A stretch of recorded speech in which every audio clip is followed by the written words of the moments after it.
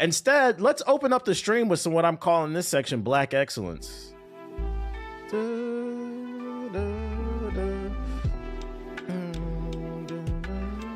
Turn this down some. Cool. All right, so I'm calling this first section of the stream Black Excellence. BioWare pulls back the veil on Dragon Age Veilguard's magical hair tech. An article is dropped explaining what creates a Black Excellence type of character. If you know any game developers, any aspiring game developers, make sure to pass them this article. Yo, shout out to Gumpy Trees with the sub. Appreciate it. Among many things players and developers have praised about BioWare's Dragon Age Veilguard is the incredible hair options in the character creator. I agree. Players have the option of picking from over 100 styles when making their perfect version of Rook, and many of them capturing the high quality nuances that come with hairstyles not typically seen in video games, like for Black characters. If you don't understand why this matters, it's because, you know, people besides white men with beards play video games. And when we create characters, we want to be able to create characters that look like us. You may not care about your personal hairstyles, but we do. And if your goal is to make a sale to this community, you should probably do things that appease them.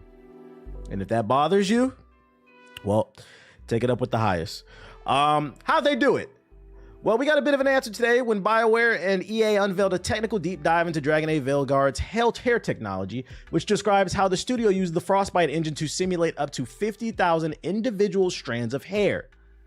Translation: the PS4 is not capable. In order to animate 50,000 individual strands of hair flowing in the wind in different directions like real physics, you need extra computing power. Computing power that TI-83 doesn't have. Because it was made in 2013, bitch. We don't care you think you can run this game. It can't. There's plenty of insights not shared in the piece, like the finer workings of Frostbite's tooling. But the data provided by BioWare is surprisingly robust and offers developers a benchmark for their own hair systems in future games. Shout out to Shmeezy with the sub. As studio technical director, this guy, wrote, the system is called the Strand Hair Rendering System, which is memory and GPU dependent. Translation: in order to get realistic hair physics and texture, you need a lot of RAM and you need a powerful GPU. Not a GPU that came out 12 years ago, okay? And uses a bespoke compute system software rationeer to composite hair into the frame before blending it with other opaque and transparent objects. What about if I rip off the hood to give my PS4 more airflow? Yo, you know it's crazy? A PS4 nigga is hearing this right now. Oh, bet. So it needs more RAM? Okay, I'm gonna rip off the hood of my PS4. I'm gonna put more RAM in there. Be like, bro, that shit runs on DDR2 RAM. You can't even put no new shit in there. That old ass motherboard. As BioWare's post explains, Strand Hair is an existing hair system in the Frostbite engine that's been used on EA's various sports games such as Madden and, you know, FC Sports. Don't forget the ice packs. In those games, the hair system is meant to simulate how hair works just on the field, but often through the point of view of television cameras that capture depth of field. Those games, however, don't feature waist-length hair that flows around the horns of a character's head, or hair that is rendered at the same time as a billion magical particles flying from a staff while smoke blows all around them. That's why it's interesting to hear that it drew inspiration from Madden. According to BioWare, the final result is a system where hair attachments move seamlessly, and the simulation and render desolation of hair had been fully decoupled. The maximum hair length has also extended from 63 points to 255 points, allowing for those waist-length hairstyle fantasies to come to life. Just a few ice packs a day can get your PS4 running. The technique senior rendering engineer James Powell wrote involves splitting the hair into two distinct passes, the first one being opaque, then there's one that's transparent. To split the hair up, we added an alpha cutoff, this shit is mad nerdy, to the render pass that composites the hair with the world and first renders the hair that is above the cutoff, and subsequently the hair that lowers that cutoff in the transparent part, he wrote, okay? All these SAT words don't feel like giving good niggas hair. Translation, the gist of it is you need the extra power, and their Frostbite engine is why. That's like the simple version.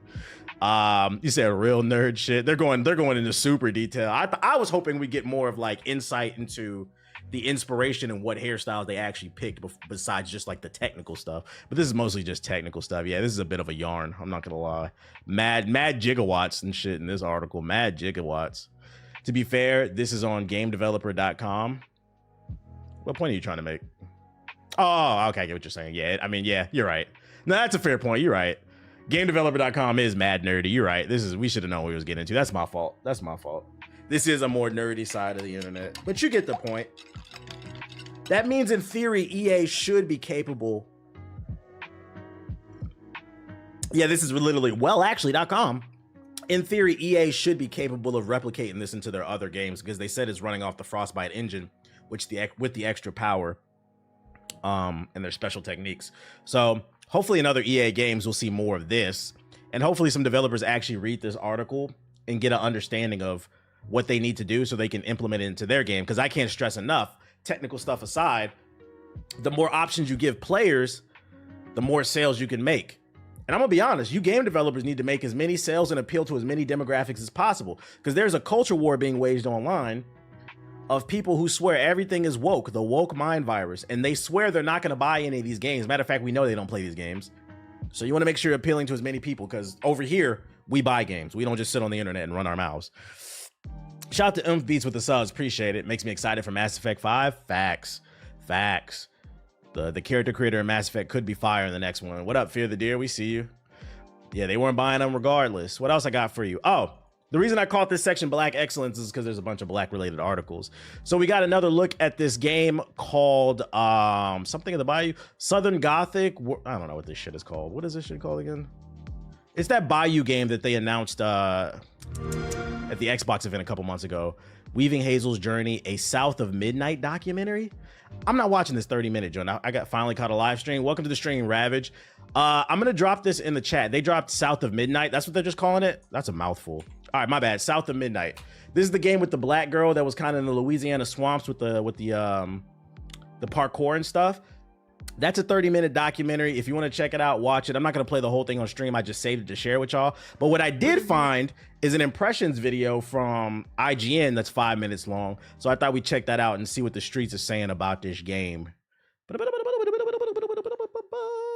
Adored 2013 indie darling Contrast, or were disappointed by 2016's We Happy Few, it's hard to argue that developer Compulsion Games doesn't swing for the fences and try new things. After spending a day with the team taking a closer look at South of Midnight, it's clear that innovation Hey, the main character, fine. Streak hasn't slowed down one bit, and Black women about to go crazy with this cosplay. To full-blown hype for this unique action-adventure game. Though I didn't see anything that blew my socks off in terms of gameplay, it stood out in just about every other way, especially with its striking setting, curious stop-motion animation, and stellar original soundtrack. That all left me eager to see more and play it for myself. You mean to tell me Trump about to find this game? Stories about critters and weavers? Oh, you're lucky I come along. A quick disclaimer art style is fire. Before we get started. I wasn't provided footage of the hands-off demo shown at Compulsion Games' office, and so won't be able to show you all the things I saw. Instead, I'll be relying on existing, publicly available sources, and you'll just need to fill in the blanks. Shaking bones. So if you didn't hear him, he's saying this is not his gameplay. They're just using gameplay that was already released online. I don't know why they didn't release it to the wild. Maybe they felt like they needed to optimize it more before showing it to everybody, but you're basically just, we're here for the opinion. Been a while. South of Midnight is set in a part of the world we don't see too often in games, the American Deep South. It isn't just a backdrop for you to fight monsters, but rather the entire premise on which the adventure. It's hard to gauge if the frame rate is dropping or if that's the stop motion and it's designed like that on purpose. Like, is the frame rate dropping or is it supposed to run like Into the Spider-Verse? That's what I'm confused about. Sits with characters, folklore, and mythical creatures all drawn from real-world places. We're going to Louisiana. During I hope it's on purpose. I think it is. I saw flooded wetlands after a recent storm, mosquito-riddled swamps, and ostentatious antebellum. Lil Wayne on the soundtrack. Each infused with elements of fantasy. Yeah, I hope they do put Lil Wayne on the soundtrack so he can stop bitching about the Super Bowl. I'd not seen anywhere else. These exotic places fit nicely with an equally unusual art style that emulates stop-motion animation, yet another rarity in games, and one that would be sure to fog up Guillermo del Toro's glasses. The whole You gotta thing eat gumbo to heal. from the pages of a children's storybook, which I really dug. It definitely took some getting used to at first, as the jerky movement might easily be mistaken So it is on purpose, okay. for frame rate wonkiness to the untrained eye, but it also adds to the otherworldly fantasy charm that South of Midnight oozes. Zion is the last boss. Zion gonna eat all your hills. What up, Sly? It can sometimes be pretty difficult to understand how exactly a game will feel to play during a hands-off demo. This is what happens when the Venom symbiote takes over Louisiana. I am Louisiana Rhino. A game will feel to play during a hands-off demo, but in the case of South of Midnight, touching the controller wasn't necessary to recognize its best quality, its music. Each level has you facing off against a cryptid South folklore as Southern-inspired blues and jazz intensifies, and the lyrics help tell the story of whatever beast you're tracking down. Oh, this gonna be a super DEI game. This is some nigga shit. It's not just a black character. We're embracing black Southern culture. Oh, shit. This is gonna make some people's skin crawl. What the fuck is this slave game? Not in my Xbox. In the case of this demo, it was an enormous alligator called Two-Toed Tom, based on an actual legendary creature. That's Two-Toed Tom. Big gator. At first, the music started slow with a slick bass line and a choir whispering, Two-Toed Tom. I wish we could actually see more of the gameplay though.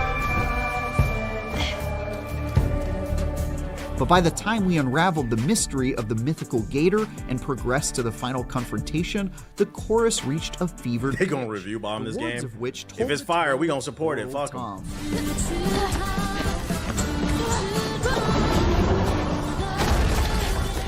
All of these components, the setting, art, and music, set South of Midnight apart in a major way, and made me extremely excited to get my hands on it. The flip side of that is that what I saw of gameplay offered far less originality. Combat looked like a pretty by-the-numbers system of dodging, striking, and finishing moves that are quite well trodden, and exploration relied on double jumping, mid-air dashing, and grappling to distant locations that are pretty standard stuff. The boss fight against Two-Toed Tom, for example, was a very repetitive process of leaping over telegraphed attacks. It sounds like what's gonna carry this game is look at the scaling.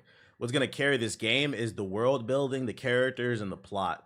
If that's fire, then I don't really care that, like, I'm gonna be honest, the parkour looks fun to me.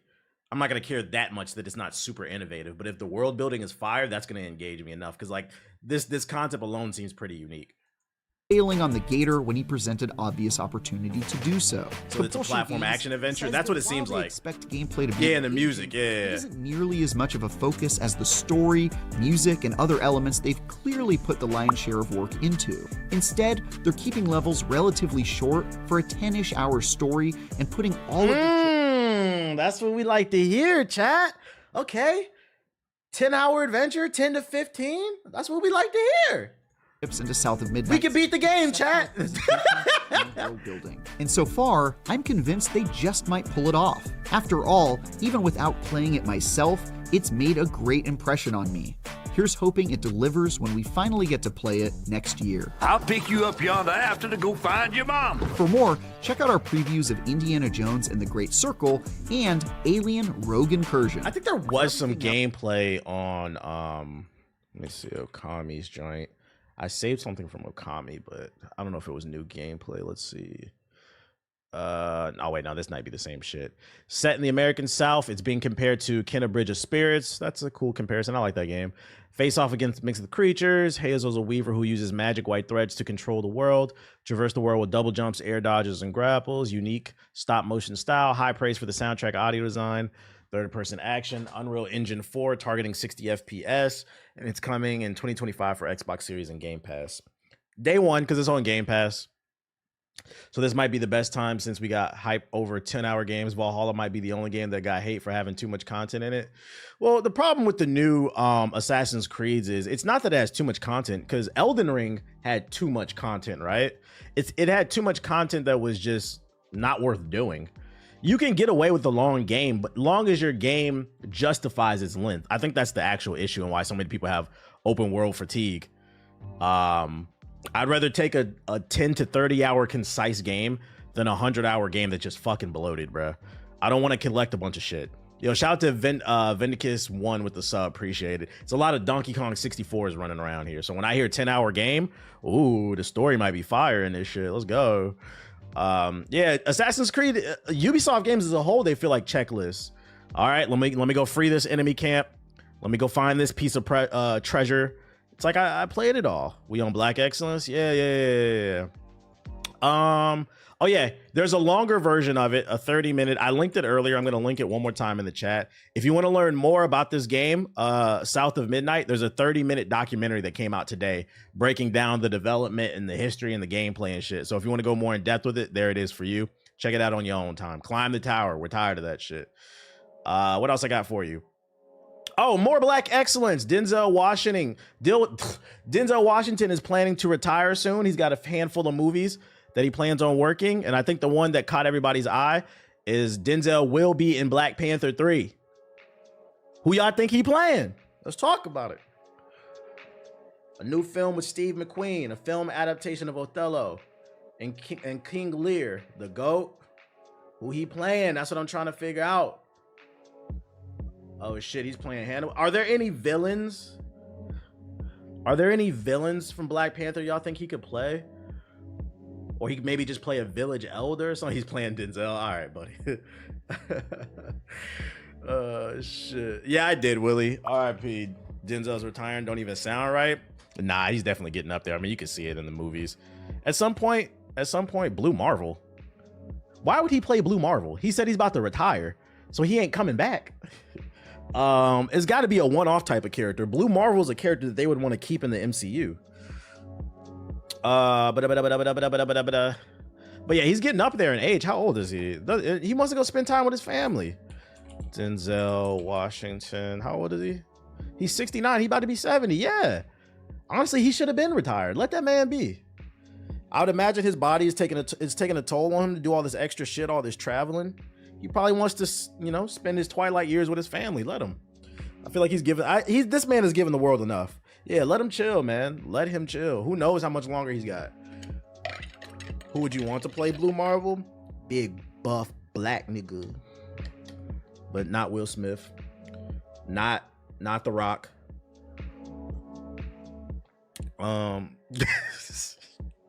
Chill. As long as it's not The Rock, that's all that matters. Who's a big buff black nigga that can act? Not what's the nigga from White Girls? Not him either. Jason Love. Who's Jason Love? Terry Crews. Yeah, not Terry Crews. I feel like I gotta Google that. That's not like a porn name, bro. Who's that? Jason Love. Yeah, I'm glad I put that to the side. Nigga, you're nasty. Why do you know his name? I should give you a 600, bro. I'm glad I pulled that to the side. I am so glad I pulled that to the side. Nasty ass niggas. Now I gotta clear my fucking history, dude. Oh my god, hold up, y'all.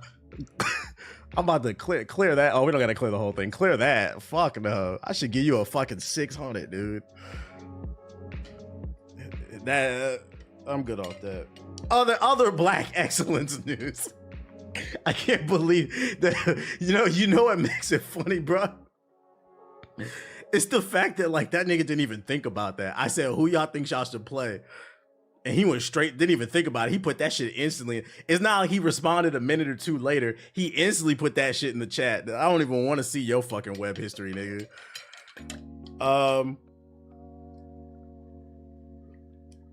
More Black Excellence news. Not in regards to black people, but you know, Black Ops, Black Excellence.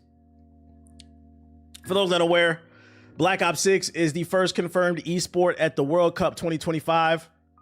It's been confirmed Black Ops 6 will appear at the Esports World Cup in 2025. This is the first game to be locked in for the multi-million-dollar event, which is set to run between July and August 2025. This year's Esports World Cup was the first iteration of the event, and it was a roaring success by all account.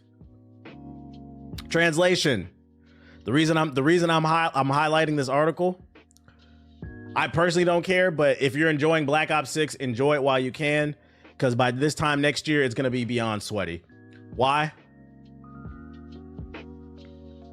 Because there's millions and millions of dollars online, so everybody's about to ruin this fucking game, bro.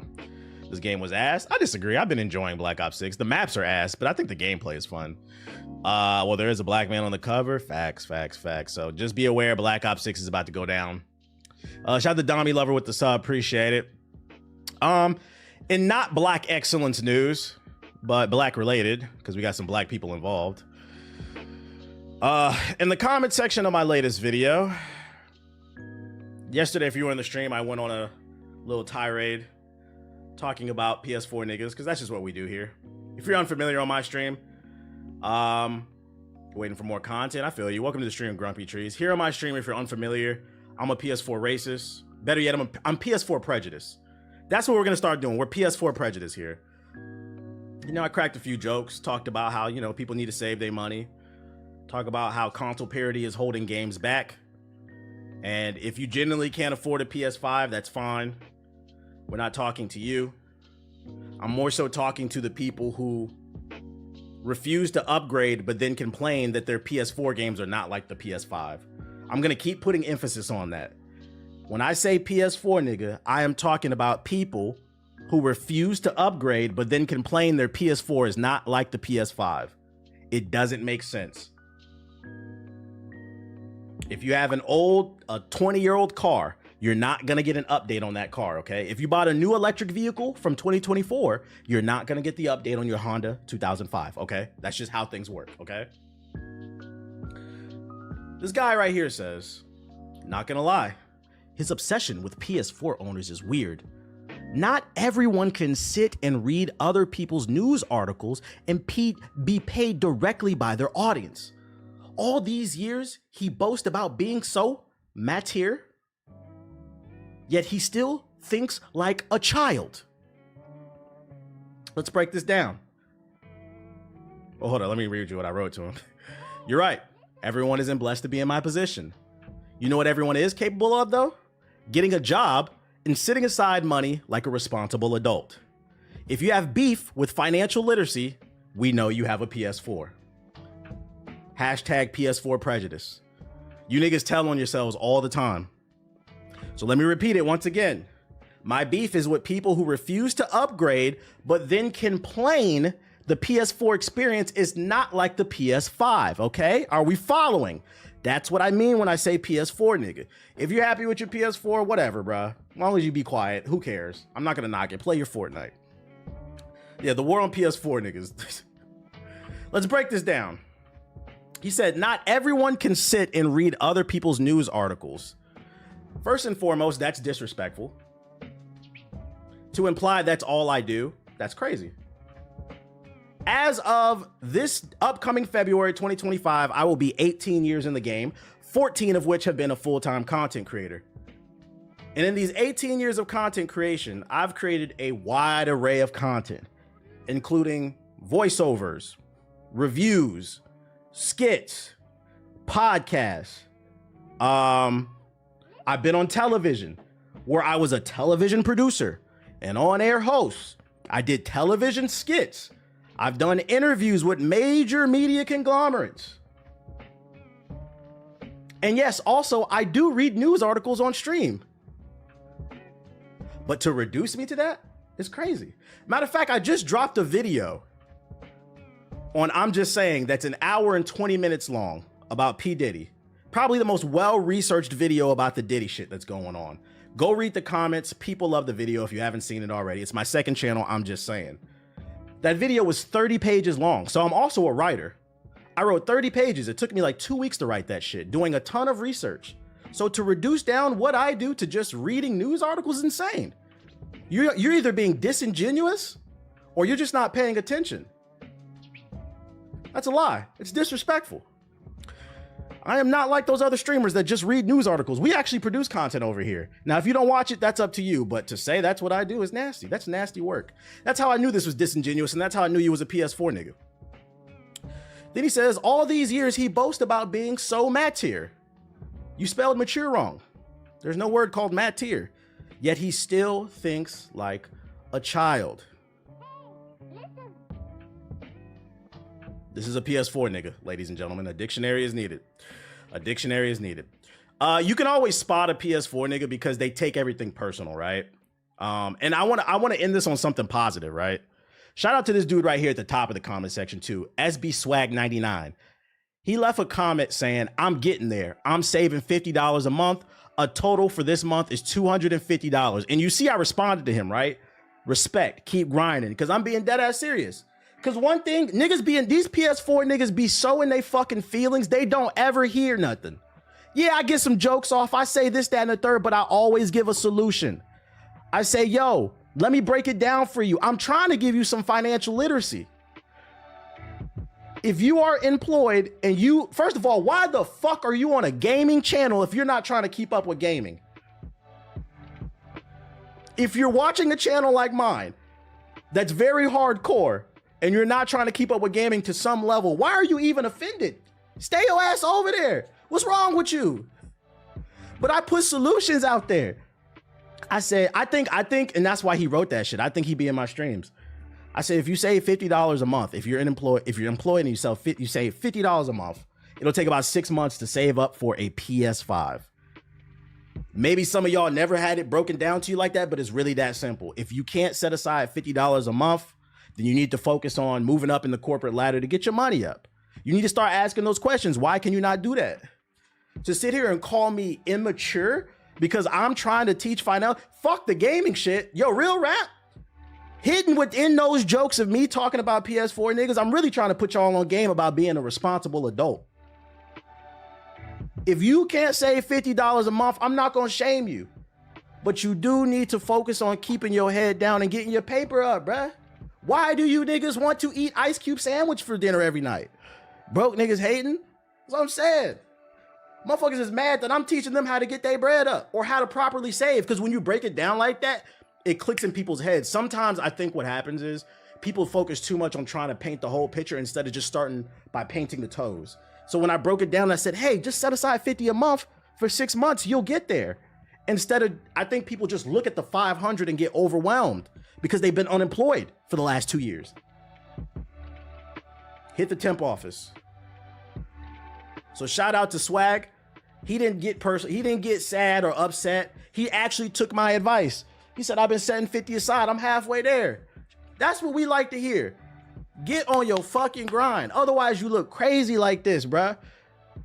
Niggas be taking shit mad personal. That's how you know that somebody got a PS4. When they start taking shit personal about a goddamn video, Sony does not pay your bills.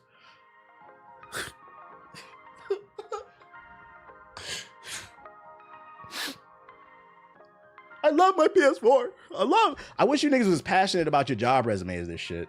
But jokes aside, once again, if you made it this far because you're not the type that gets in your fucking feelings about a console, I have solutions. Once again, because this is the part where people don't pay attention.